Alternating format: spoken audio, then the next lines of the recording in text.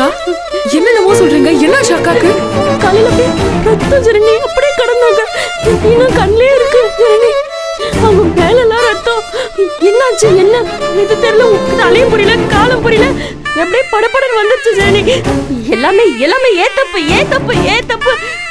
காலையில அக்கா வெள்ளல எந்திரிக்கல, அது கூட நான் பார்க்காம இருந்திருக்கேன். நைட்டு நான் சீக்கிரம் தூங்கிட்டேன். பைத்தியக்காரி. நான் தான் அக்கா தனியா விட்டேன். நீ அக்கா இல்ல, நீ இல்ல. நான் தான் கூட இருந்திருக்கணும். நான் தான் தனியா விட்டேன். தப்பு பண்ணிட்டேன் ஜனனி.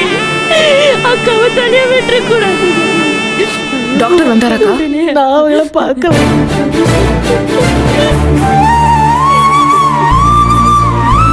தர்ஷினி, தர்ஷா, ஒண்ணும் இல்ல, இங்க பாரு, ஒண்ணும் இல்ல, பயப்படாத. இங்க பாரு தர்ஷினி, அம்மா சரியாயிடுவாங்க, ஒண்ணும் ஆகாது.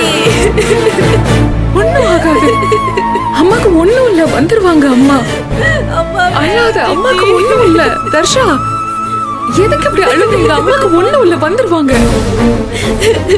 சித்தி சுத்தமா கான்சியஸ்னஸ் இல்ல சித்தி. அம்மான்னு கூப்பிட்டா எழுந்துக்க மாட்டாங்க சித்தி. ப்ளீஸ் எழுந்துக்க சொல்லுங்க சித்தி. எனக்கு ரொம்ப பயமா இருக்கு சித்தி. இல்ல பேச மாட்டாங்க சித்தி. ப்ளீஸ் பேச சொல்லுங்க சித்தி. என்கிட்ட பேச சொல்லுங்க சித்தி. அம்மாக்கு ஒண்ணும் இல்ல, வருவாங்க. வெயிட் பண்ணு. வருவாங்க தர்ஷினி, அம்மாக்கு ஒண்ணும் இல்ல, அழாத. அம்மா வந்துருவாங்க. தர்ஷா, அம்மா வேணும்.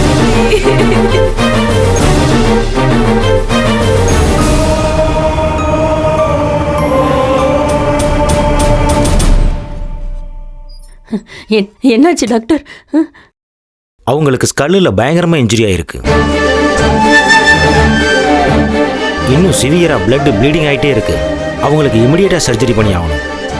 எந்த இடத்துல இருந்து ரத்தம் கசியுதுன்னு பார்க்கறதுக்கு ஸ்கேன் பண்ண சொல்லியிருக்கேன்.